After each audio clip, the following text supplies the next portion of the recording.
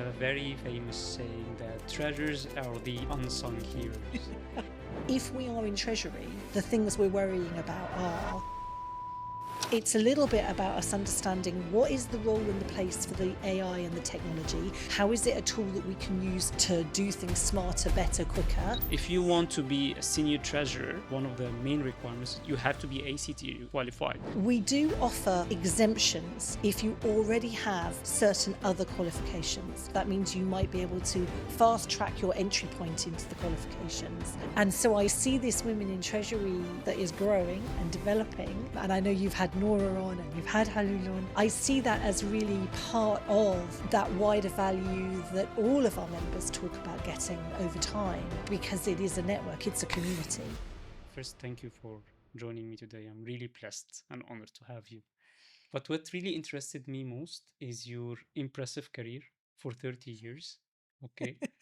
It's really, really impressive. It sounds And like a long time. it sounds like a long time, but it doesn't look like a long time. But I was really impressed when I was looking at your profile, and it's very strong career, but it rarely touches on treasury. However, now as the CEO of the ACT, you're doing very good connecting to treasurers. I mean, last time I was in the ACT event, you were there like all 2 days of the events, answering questions, being there for attendees, treasurers, all partners. So tell me how this happened, the ACT. Give me a bit of brief around your journey, and how are you doing such a great job being the CEO of the ACT, given that none of your previous work maybe was touching upon treasury?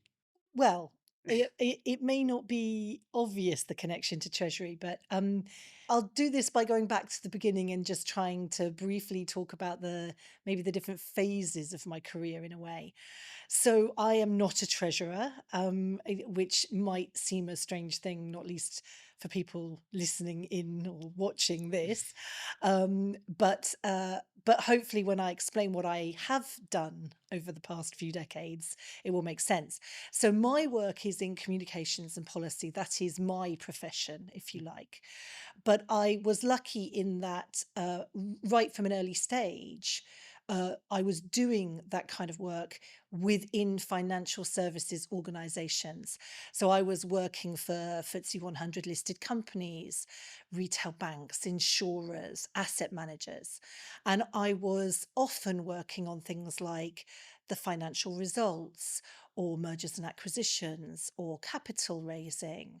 Or you can see how these are all things where I'm in the room with the CEO, the CFO, the group treasurer, the bankers who were advising, the lawyers who were advising. And I'm there because I will need to put the story and the words, and increasingly these days, the sound and pictures to whatever it is that those organizations were trying to do or announce or talk about. So in a sense, I had a really good grounding in that first phase of my career in everything to do with business and finance, Mm. and the ecosystem, that how all of these things fit together.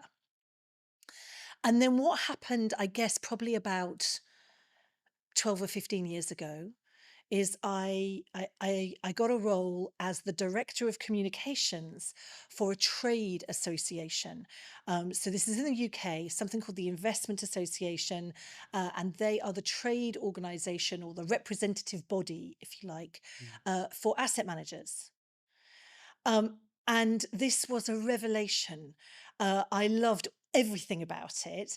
I loved that you had real ability to positively influence policy and regulation, because you weren't just representing a single organization, you were representing a whole sector.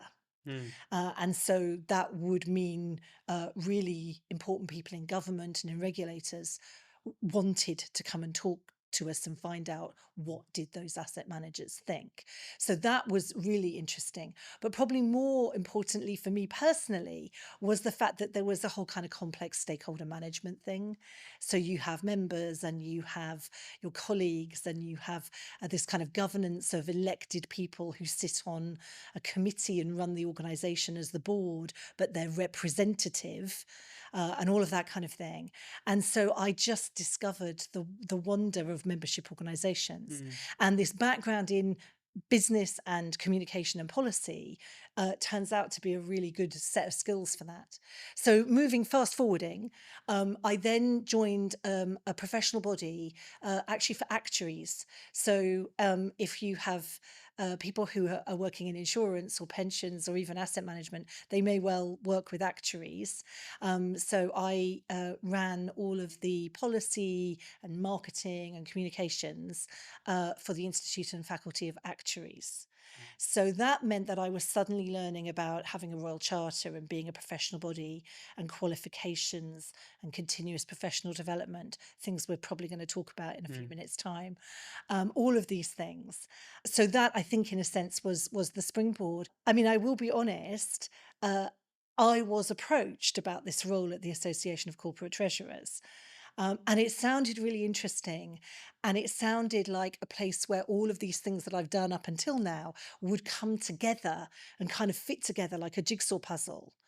Mm. And so I liked the idea of it. I went through a process. And yeah, here I am 2.5 years later. And it's very kind of you to say that things are going so well. I mean, I think it's for others rather than me in some ways to judge that. Mm. But it is lovely when I hear that people feel that things are, and particularly when treasurers feel that things are going in the I right believe that's direction. the real role of a CEO, to be there for not just their employees, but for their partners, for their customers, for their clients. So, and I believe that's my own belief that you're doing a great job in that. It's very interesting that your experience touched upon the connection with different people in different um, fields or careers. So you've been connected with asset managers, you've been connected with bankers, you've been connected with officials, now with treasurers. And you have a very famous saying that treasures are the unsung heroes. So I want to get your opinion on how do you view treasures and why are you saying that, and how different you feel treasures are now that you have very good experience working with a lot of treasures. Um, how do you view them? So my thing that appears to have become a bit of a quote about saying I think treasurers are the unsung heroes often in business, that is actually what I've learned while I've been in this role. One of the great pleasures of the job I do is that I get to meet and know and really actually get to know a lot of treasurers really well and talk to lots of treasurers. And so over time, I am able to build up a real picture of, although they're in different types of organization, different sizes of organization, different sectors, all of these things, actually I can start to sort of see what are the threads and the characteristics that kind of you see time and again in treasurers.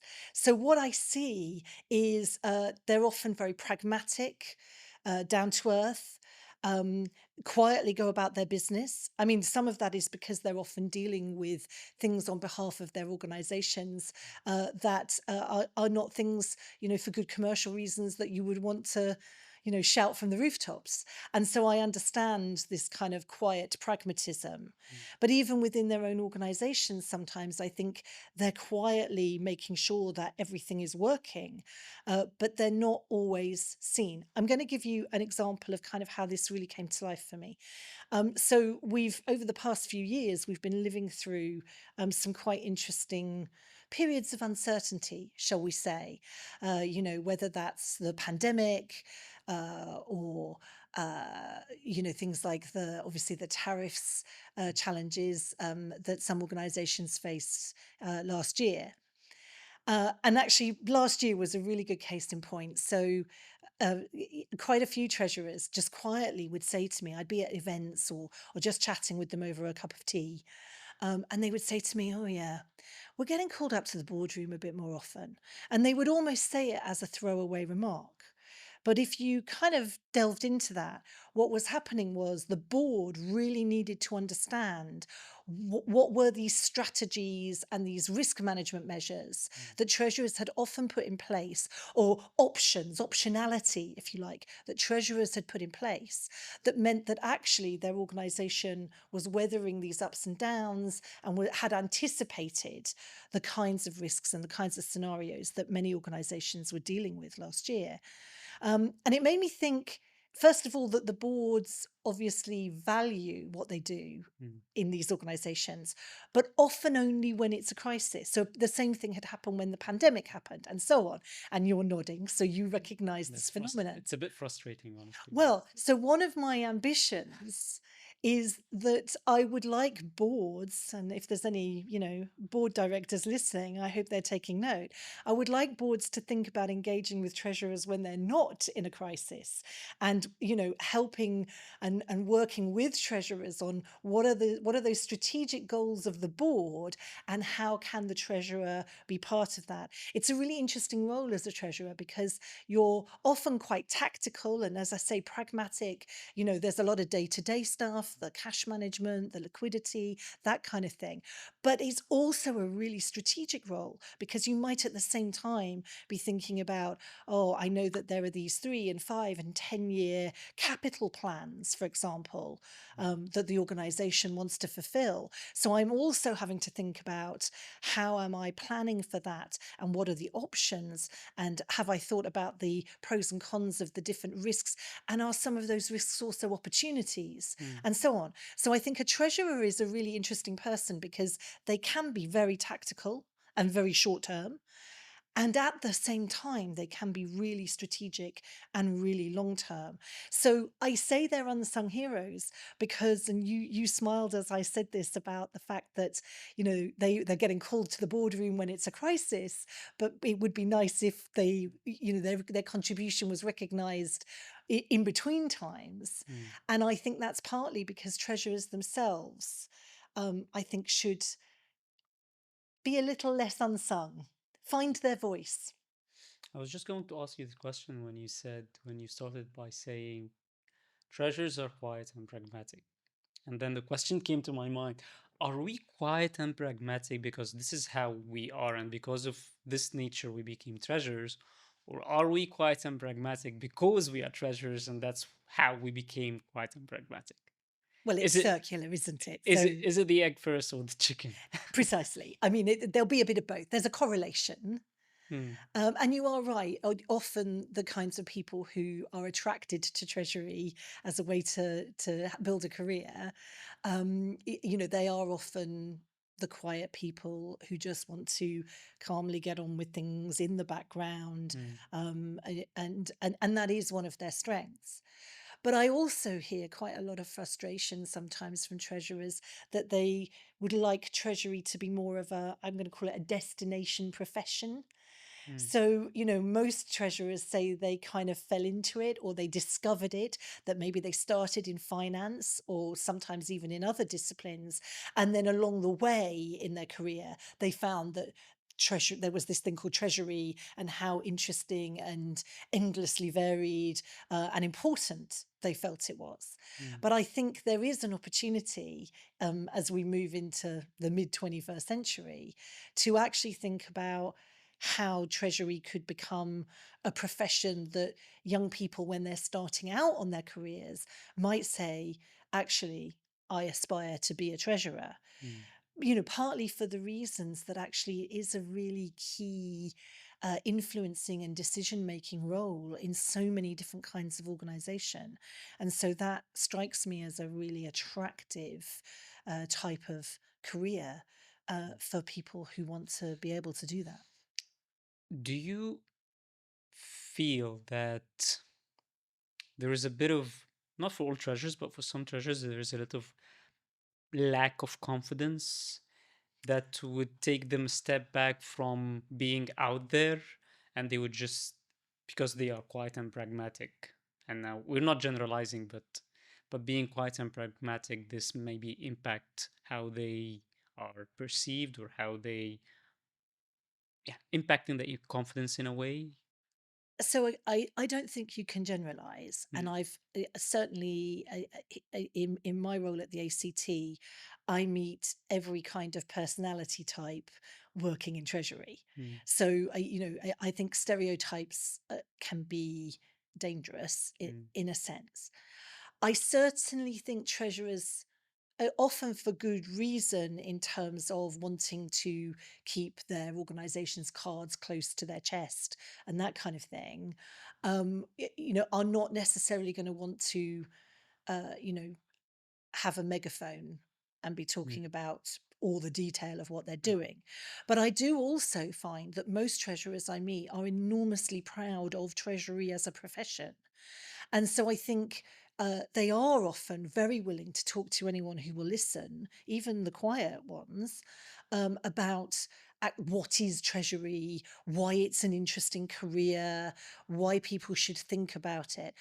The other thing that I have observed and I increasingly talk about is um, around the world, people say, "Oh, it would be really good to know what business thinks." I mm, mean, it's a very broad thing to say, but regulators, governments, electors, politicians all say it would be great to know what do people think, mm, right?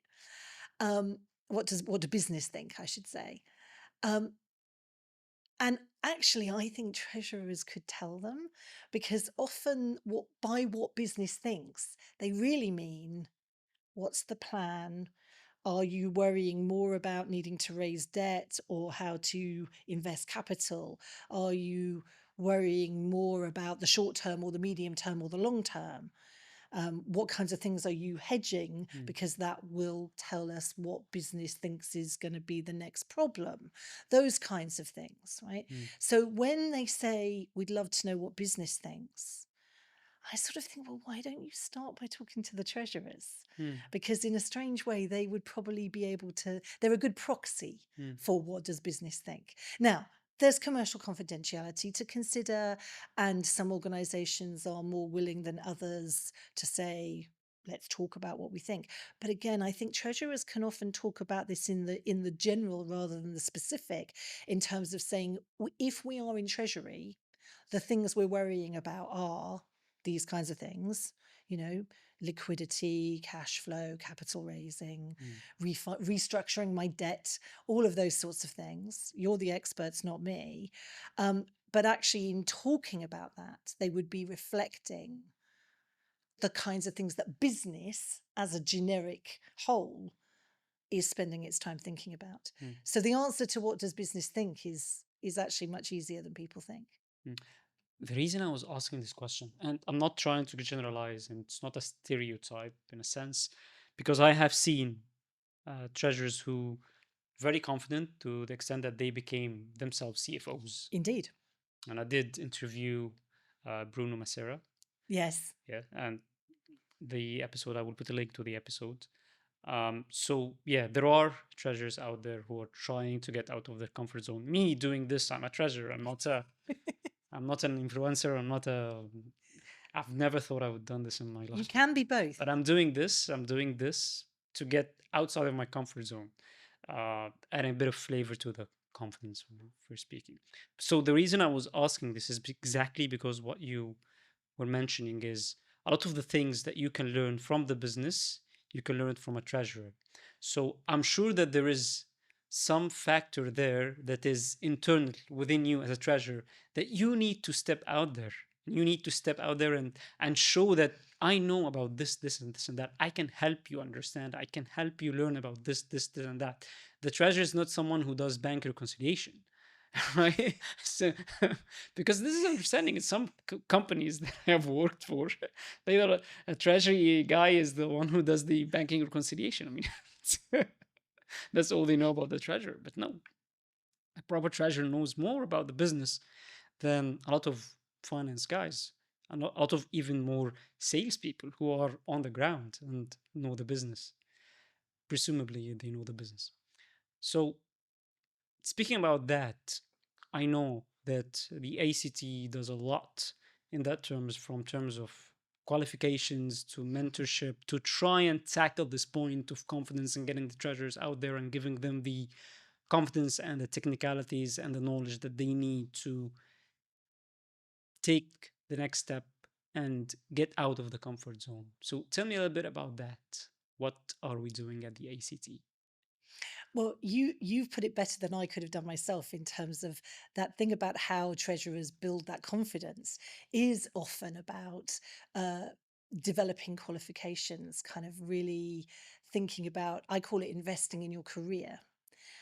Thinking about how you make sure that you can demonstrate that you understand the fundamentals and the principles of Treasury, as well as how to apply it on a day to day and month by month basis. So you're absolutely right. And look, we are a professional body, the Association of Corporate Treasurers.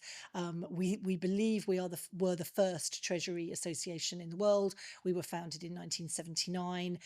We have a royal charter, and what the royal charter says is that two of the things that we are obliged by charter to do are to qualify treasurers and then to ensure that we support and maintain the continuous learning throughout their career once they are qualified. So that is absolutely the central pillar of what the ACT exists to do. And whilst we're known for all kinds of other things, our amazing conferences like the Middle East Treasury Summit, and networking and thought leadership in terms of policy content and so on, that learning part, that educational aspect, the qualifications, and then that continuous learning once you are qualified has to be the central pillar of what we do. So, why should you bother? Well, risk isn't looking like an abstract concept anymore in the current world that we're living in. Everything is changing very fast, sometimes unexpectedly. So, with that ever faster change, I think it is really important that whatever profession you're in, you are able to demonstrate that you are a true professional. And actually, we have a kind of, well, this is my definition of professionalism, which is a kind of combination of really understanding the technical fundamentals of your profession, together with some broad experience, some real life experience that you can bring to that. That for me is kind of the definition of a professional. So I guess I would venture to suggest that if you're only doing the second part of that, if you're only learning on the job, you've only done part of what it really takes to be a true professional. And if you put the two pieces together, they support each other, they inform each other.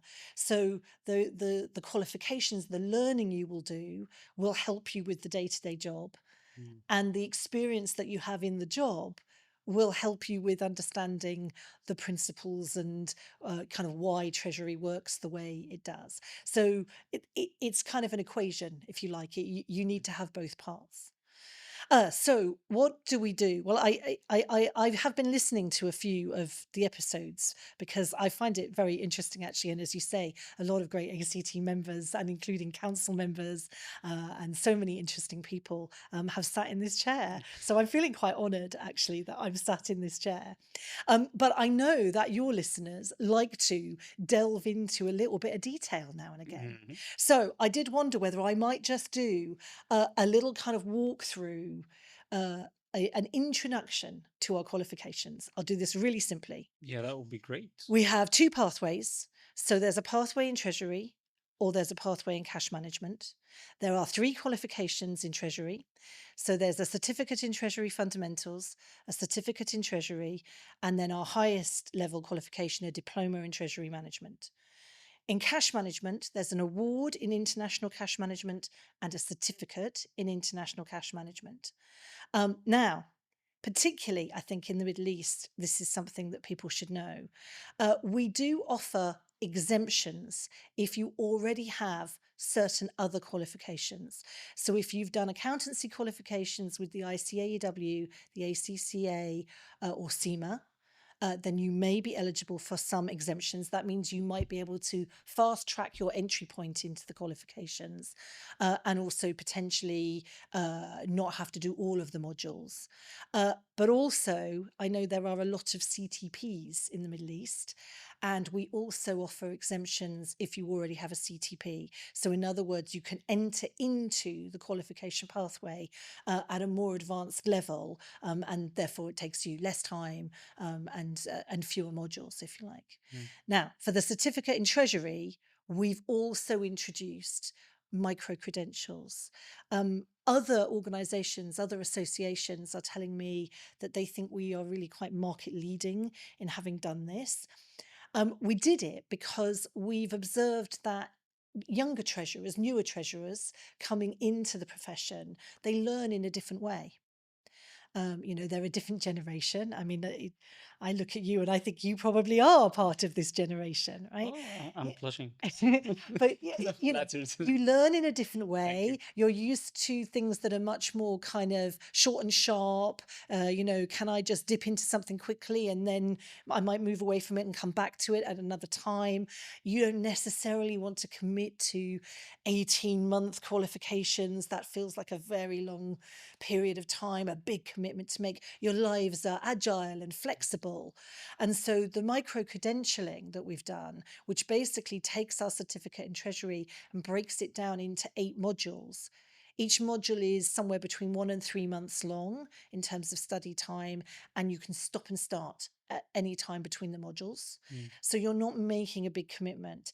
It also works really well for those who are listening and either don't want to do qualifications or are already qualified, particularly those already qualified. It's brilliant for continuous professional development Mm. and meeting your CPD requirements, because you can dip into a module where you want to be refreshed Mm. about working capital or FX risk or capital markets or whatever it might be. Well, if you'd allow me to comment on that, having said that, I'm from the younger generation, and I really appreciate it. I feel flattered. Um, but just to elaborate on the way I'm thinking about it, and maybe this would give an idea why other people might be thinking, because I have done both. So I have done small credentials, and I have done big certificate. In my early career, I started with the big ones. So I've done the CFA, which took me a few years to get done. But what I have noticed is that after I finished the CFA, a lot of things that I have learned, I was really learning from. But if I combine it, it's like, I would say 30-40% of what I have learned from the 3 levels that I'm really, really applying in my job. So I thought, why am I going through all of this for, like you mentioned, maybe 18 months, maybe more? If I need a specific thing, for example, so what I did at what time, I needed to do a financial model. Okay. And you do learn a lot of things in the CFA that will help you in that. But there was one specific certificate that you can just get within a couple of weeks that will teach you how to do a financial model. So just did this one for a couple of weeks, and I got way, way better at doing it, financial modeling. So it's not that we are too lazy to spend 18 months learning about something. I'm again speaking about myself. It's just that I now feel more focused. If I want to get good at a specific thing, if I want to get good at cash management, if I want to get good at using AI specific tool or specific agent for a specific purpose, then I just want to get a course or a certificate just for this part to use it on the job. It's not just for the now. I think we are beyond the age where people take certificates just to have the letters beside their names. No, you want to take a certificate because you want to apply it tomorrow in your job and to add value right away. Yeah. Uh, yeah, that's my take on it, personal take on it. So I mean, in a way, you've described it much better than I could. That what having these different kinds of modules does is it allows you to say, actually, right now I've got a problem where I really need to remind myself the right way or a better way to do whatever it is. I mean, your example with the financial modeling, I think, is a really great example. And so you can just say, actually, it will only take me a few weeks. I'm going to dip into this. It will complement what I'm doing in the 9 to 5, kind of in the day job, and that will work really well. So that is another really good example. One of the things that the ACT also does is it offers some different kind of subject specific either qualifications or courses. So that again kind of fits into this idea of it's something that's maybe just a few weeks long in terms of commitment, but it allows you to focus on a specific thing. So we have a certificate in sustainable finance. We have a course on AI. I mean, that one keeps needing to be updated, of course. But I think AI for Treasury, very specifically, there's obviously there is a lot of interest and a lot of demand for that. And actually, we are just we did a really great event in Abu Dhabi looking at digital assets and stable coins. And I know this is a topic that is really just emerging, but is very high on the agenda of quite a lot of treasurers. And so we are actively working right now on how we could bring out a short course on that. So those are the kinds of examples. But we also do kind of shorter, like more conventional training, if you like, which again, I know in the Middle East, people often like to learn in person, or at least have a combination of online and then some kind of tutoring support, that kind of thing. So the training that we do, which is everything from kind of a 1-day introduction to Treasury through to a full A to Z, and through to all different kinds of specialist things that you might be able to dip into. I think that could be also another kind of tool in the toolbox. And look, each individual is going to be at a different point in what they need, have a different gap in their learning, and all of that sort of thing. I do want to just bring this back to a kind of overall point that I want to make, because I'm often asked, and actually, particularly when I'm out here in the Middle East, I'm often asked, but why do I need to do qualifications? Kind of what is the point? And I say two things to that. We've talked earlier about professionalism. Mm. How do we define that? Why is it important? And I think one way that you can evidence as an individual that you're investing in yourself, in your career, and that you take the profession seriously is in doing qualifications or training, getting credentials in some way, something where you're able to say, I can demonstrate that I spent time learning something. I think that is a really good aspect of it. But the other thing is, and I think this is true in the Middle East as it is everywhere else in the world, um, it's a very competitive labour market. And so when you as a treasurer are looking to make that next step in your career or to move organizations, you know that you're having to compete. Yeah. There's other people out there, other treasurers out there who are doing the same thing. One really easy way, to set yourself apart or possibly make sure you get through the first round of sifting, shall we say, is if you've got an ACT qualification. I mean, if you've got any professional qualifications, but I think the more specialist in Treasury, the better. Or indeed a credential, maybe you've done a module in the micro credentials, whatever. That is going to set you apart. That's going to automatically mean you're more likely to make it through to the later stages for whatever that role is that you've really set your heart on.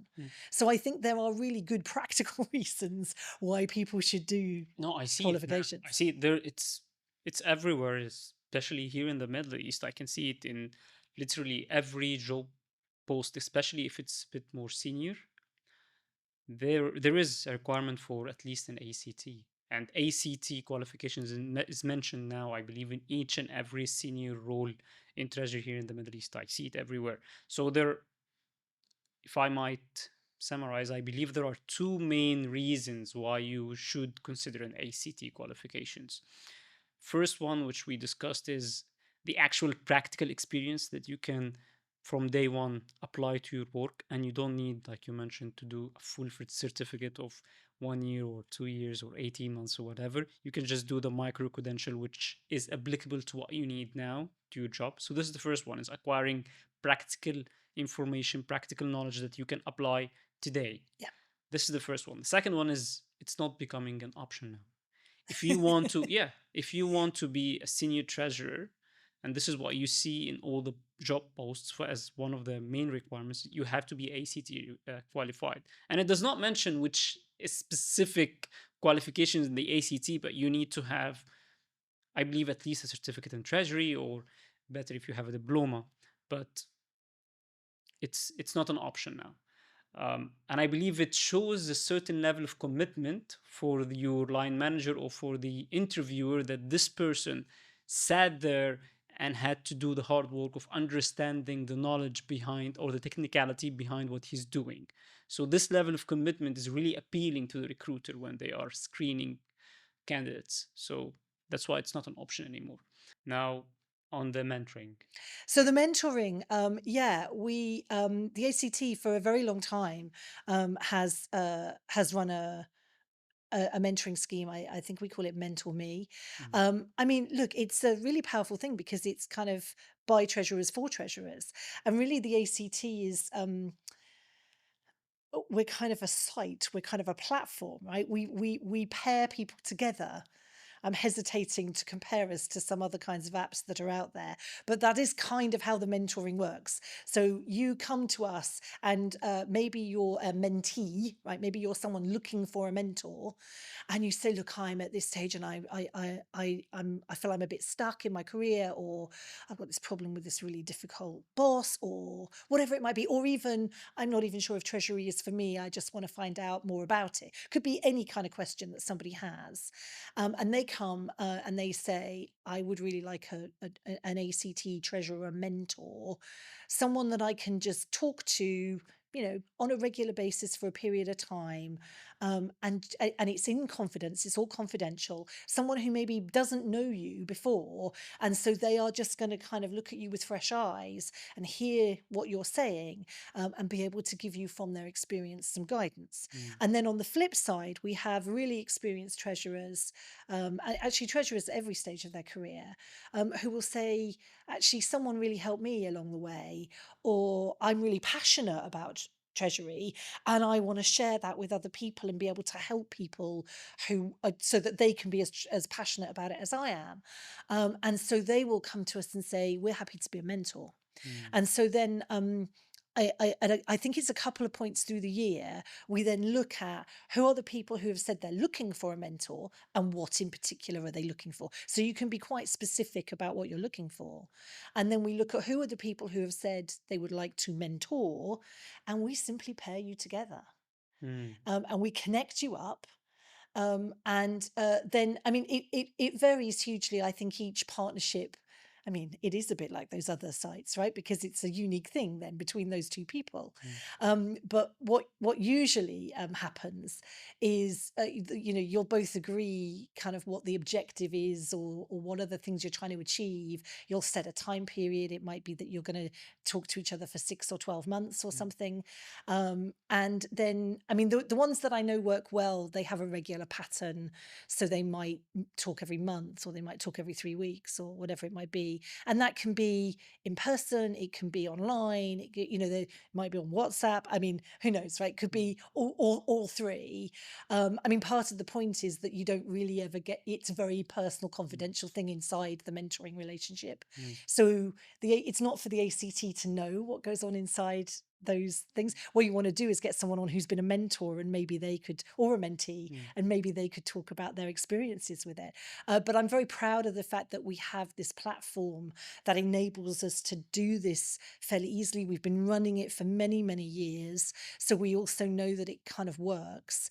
And I think it's maybe something that we don't talk about enough, in terms of people knowing that if you're a member of the ACT, it's there as a tool that you can use. So I would really encourage people to think about that if they think it's something that would be helpful. So if I'm a mentee or a mentor, how do I apply to be a mentee or a mentor on the ACT? I believe that there's some details on our website, but I mean, I can certainly make sure that we provide you with a link or some details Okay. for how to do that. So yeah, it's all on our website, so people should be able to just do a search and find a What bit I'm more going to information. do, I will get the website. I will add it to whomever is watching. I will add it to yeah. I will add it now. You should be seeing it now in the video, or I will put the link in the description for Spotify and other platforms. So you can just go there and apply to be either a mentee or a mentor, Yeah. right? And once you're a mentee, you can see who are the available mentors, and then Yeah, I you mean, will be able to. I think we do a little bit of kind of making sure we're pairing. So that might be by location, it might be by what's the type of subject that either party is saying they're particularly interested in talking about or helping on, or their own experience. I mean, with the mentors, we're often looking at what is their experience, what kinds of organizations have they worked in, or what areas have they specialized in. And then you might have a mentee who says, I'm working in this type of organization and I've got this challenge. And so you would say, well, we'll try and pair them because they will understand that sector, or they will understand the particular challenges in that region, or at So that you level. do the pairing. It's not that me as a mentee, I select one mentor versus another. I think there's an element of a little bit of both, but we try to make sure that we want It's a good we want fit. the partnerships to work, and so we don't want it to be left too much Mm, to random mm, how the pairing is done. mm, As I say, I wouldn't claim to be an expert on it. I mean, what I do know is that we have people who have been mentees who then come back later and become mentors. So that's lovely. And we also have lots of mentors who do it every year with a different mentee. That once they are mentors, they really love doing it. And so I also think there's a kind of real body of experience there, and clearly different treasurers are getting value out of it in different ways, even though quite rightly we will never know the detail of what that value is. So, is it safe to say if you are a junior treasurer, or if you're not even a treasurer and you want to learn about treasury, this would be a great start for you? Go on the website that I will figure out the link and I'll put it for you right there. Go on the website now and apply and find a mentor, even if you're not a treasurer, right? Just be a member of the ACT and let's get you on board, right?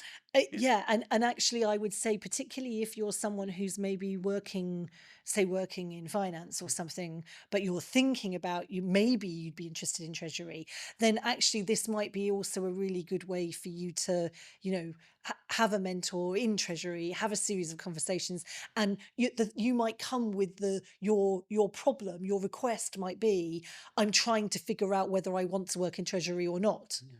And even if the answer turned out to be not, then at least it, you've been through a good process with it. But actually talking to a mentor who is a treasurer is going to be a really good way for you to work out, is this actually the right thing for me? 100%. So that would be Yeah, that would at be least you tick the box and now you're confident. Yeah, maybe this is not for me, but now you're yeah. comfortable with the decision.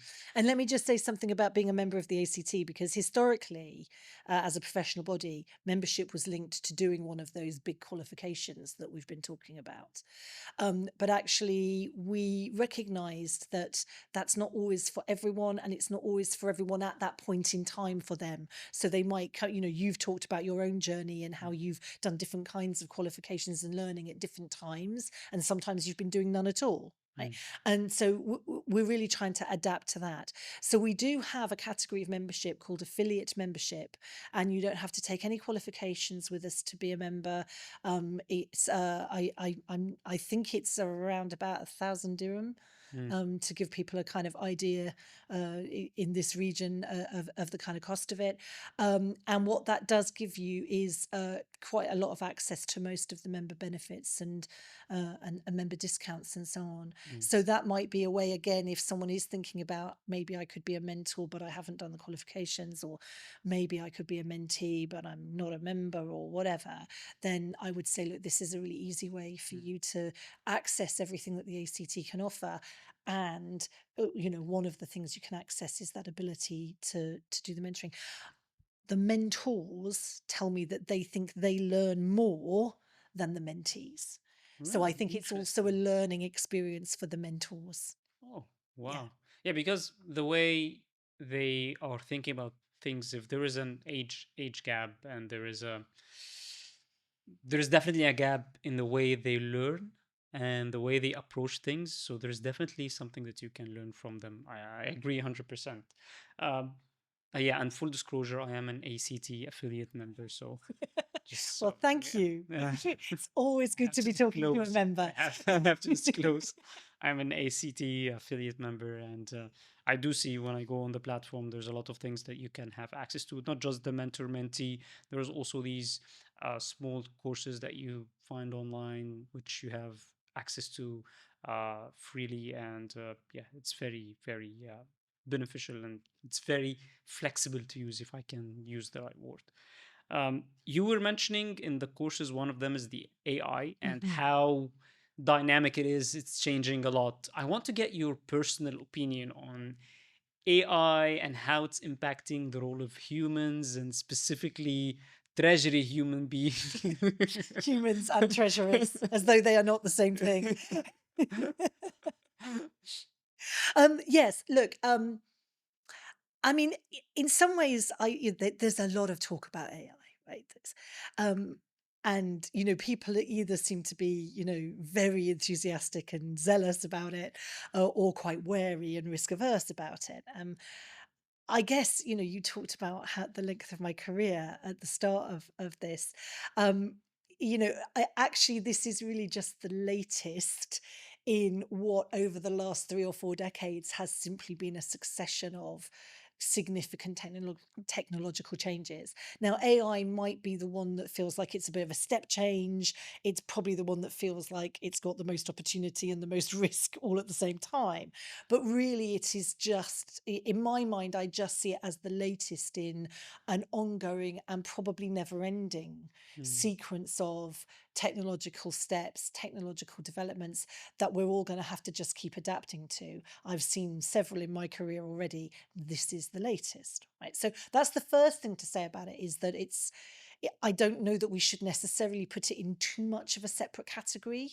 It's just the latest in mm, those technological changes. That said, um, it is here to stay, I think, and we are all going to have to find a way to navigate both the opportunity and the risk that it brings.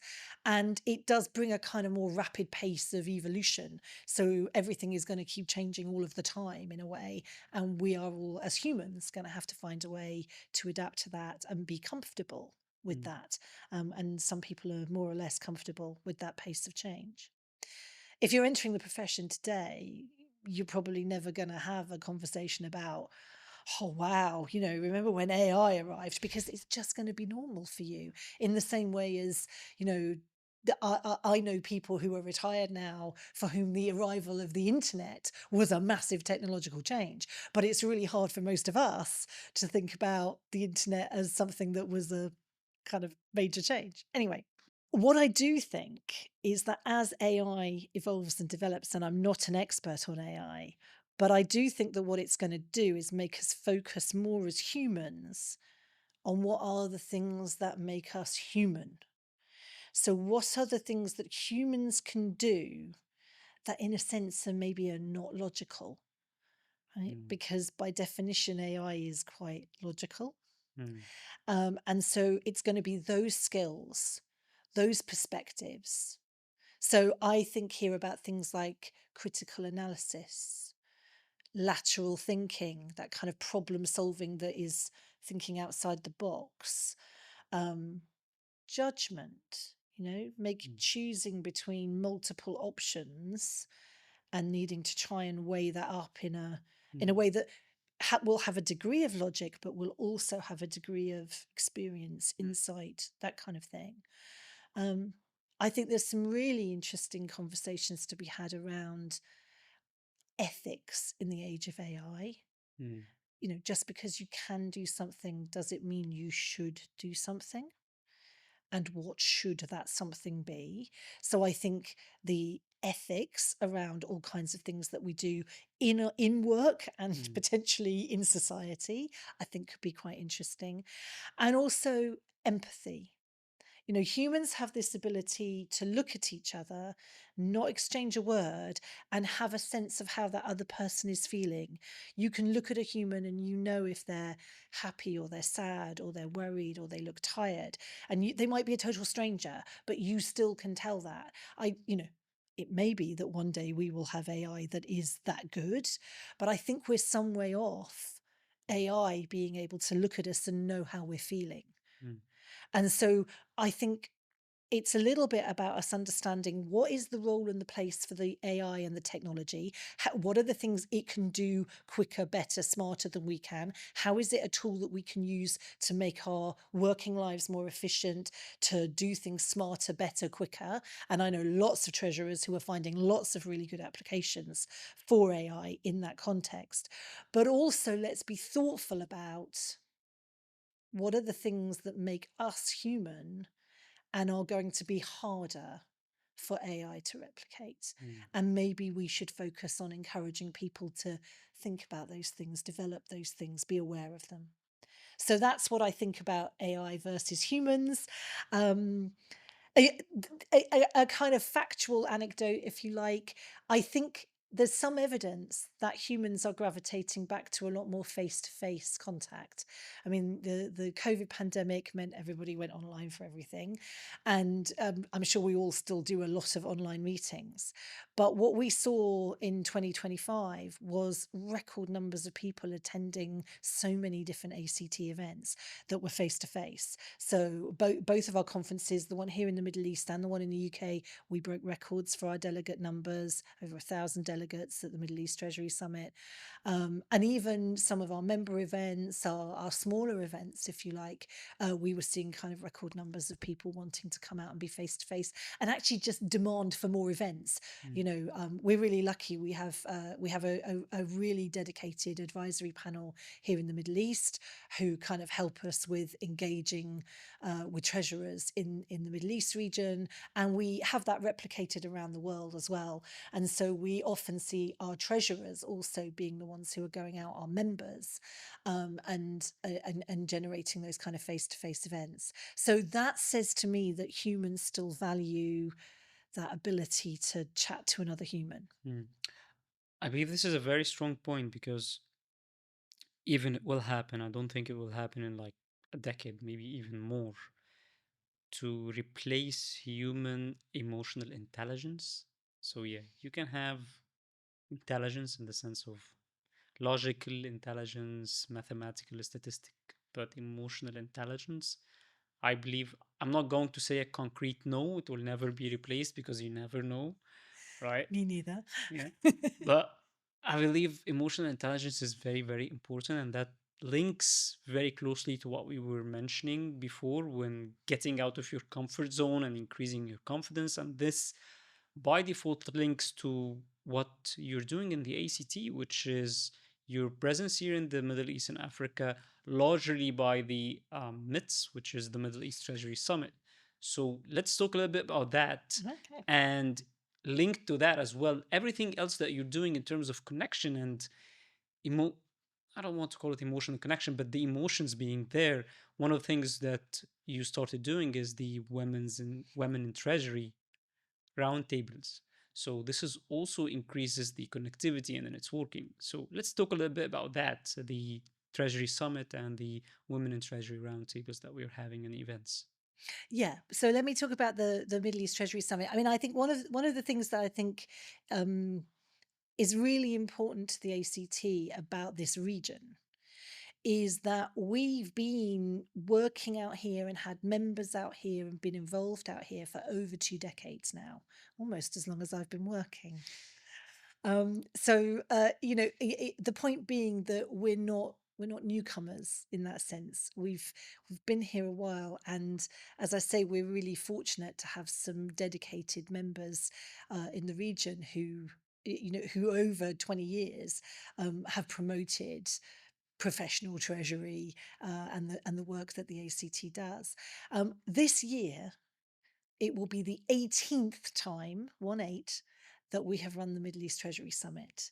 And so I think that also is a real indicator of some longevity in whatever it is that we're doing at that summit, at that conference, that is working for treasurers, and indeed the wider Treasury ecosystem out in this region. So for the people out there who haven't been, it's a 2-day conference. We hold it usually around about the third week of September.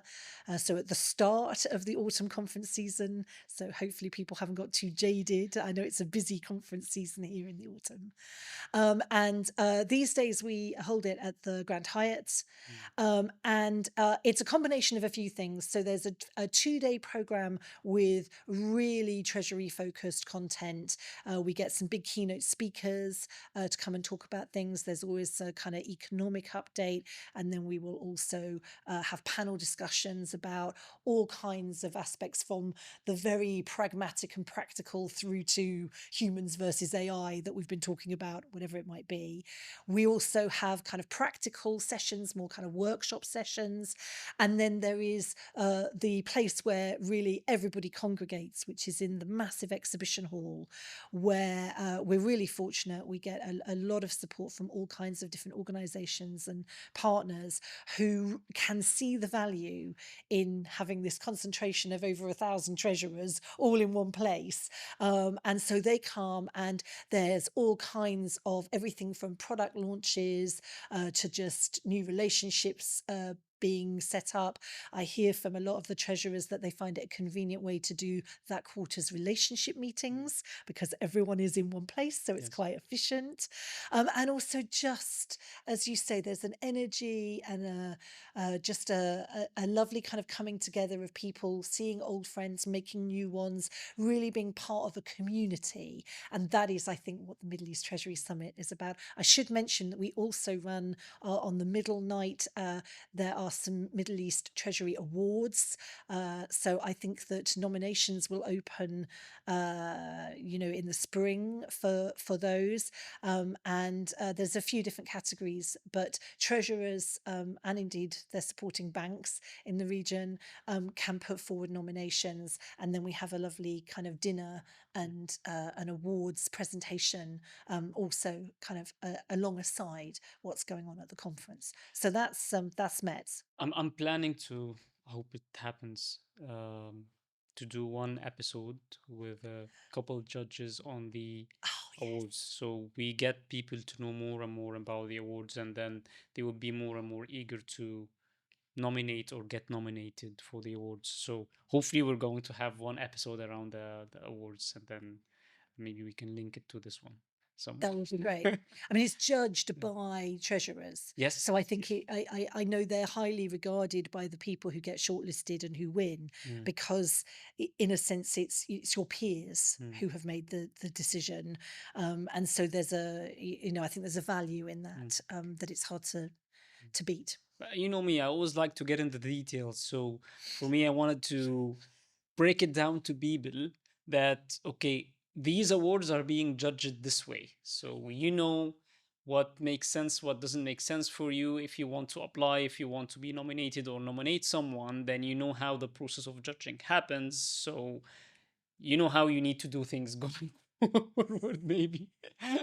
But understanding how the judges think is you're doing your homework. Exactly. So yeah, I think A, it's a really great topic for a podcast, and B, people should listen to it because it will give them their homework for how to enter. Not just that, because if the judging is done this way, that means that these points, the criteria, are critical. That means that in general, even if you're not being nominated, these are the things that you need to focus on in your job. Because if these people who are really professional, are really experienced in what they're doing, say that this is an important point that I need to judge you on, that maybe it is. So you need to focus on whatever this point is.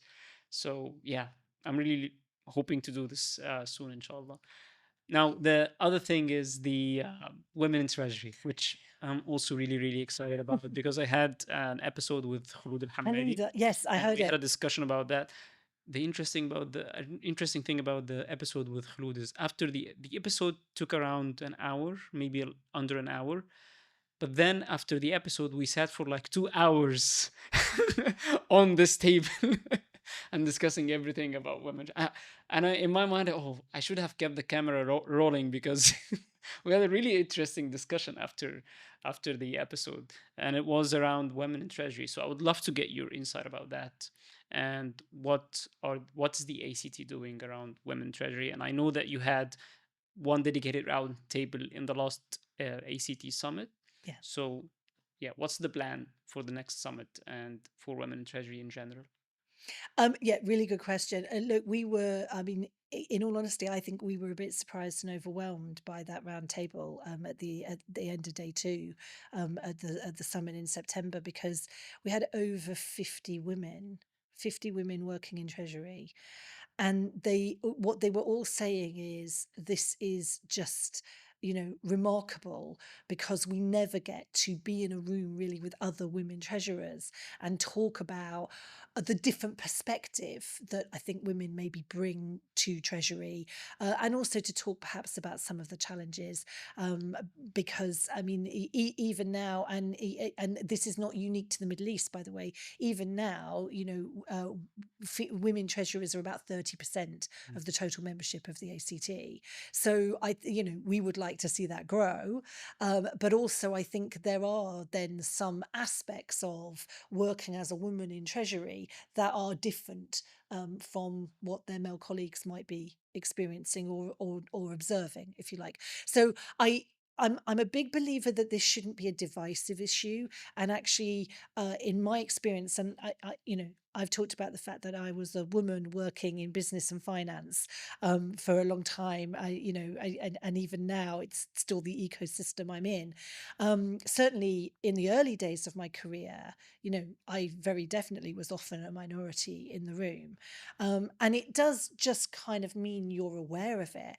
But I also know that the changes that I've seen through my working life in this respect um, have been as much because of the support of what I call male allies, the men that I've worked alongside who have seen the value of encouraging and developing and hiring women in whatever roles it might be.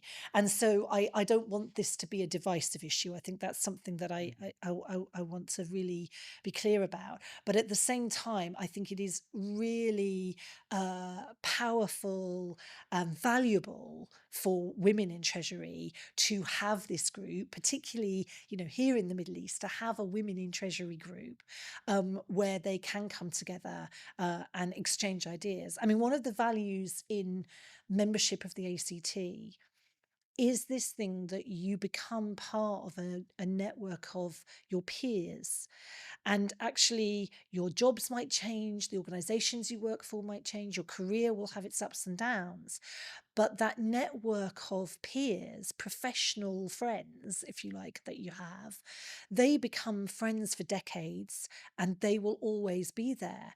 And so I see this women in Treasury kind of thing that is growing and developing, and I know you've had Nora on and you've had Halul on.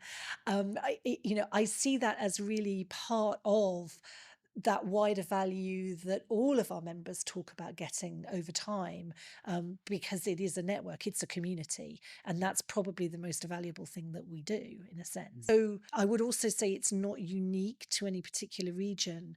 Everywhere I've gone around the world, and my whole career I've been fortunate to travel around the world, but everywhere I've gone around the world, this thing of, for good historic and practical reasons, women working professionally is still a relatively new thing, and so actually how we evolve that, how we develop that, how we work with our male colleagues to understand how we get this to work well for everybody, it's a common theme around the world. We are making huge progress in the time in my career. I have seen enormous changes, and here I'm a female chief executive. So there are lots of examples, lots of women that inspire me, and lots of examples that we can look at in whatever profession we're in, and build on that. Mm. I really love this discussion that we're having.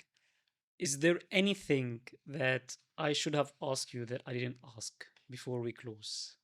I think the big ambition is for Treasury to become a destination profession for young people at the start of their careers to say, I'd like to be a treasurer. So that is a long-term ambition. We've talked in this session about my view that treasurers are and can be an element of the voice of business. Um, and I would really like to see treasurers recognized more in that way, listened to, uh, maybe called to the boardroom, not just when it's a crisis. So that would also feel like something that is a nice ambition to have. And I think here in the Middle East, what I'm really keen for us to do is build on this 20-year kind of experience that we have, the relationship that we have with Treasury in this region, um, and really understand how we develop that on, how we grow that sense of membership of the ACT in the region, and also how we listen to what it is that you need us to do in this region that will make us relevant for treasurers who are working in MENA across Middle East and Africa. Great. Anything else? Because I can't get enough from our discussion, honestly, but I'm afraid we have to close. But We're going to be out of time, I'm sure. I mean, as I've probably demonstrated, I could literally talk for hours on all yeah, of these subjects. and I would love to be But here. but I thank you for giving a non-treasurer like me the opportunity to talk to this particular audience that you have. And I hope that they've all found something, at least one thing in it that was useful or relevant or at least interesting No, for them. it's a pleasure, and I'm sure I have, and everyone who's listening to this have learned a lot today. So thank you a lot, Annette, for joining, and pleasure having you. It's been an honor to have the opportunity. Thank you. Thank you, dear. Thank you.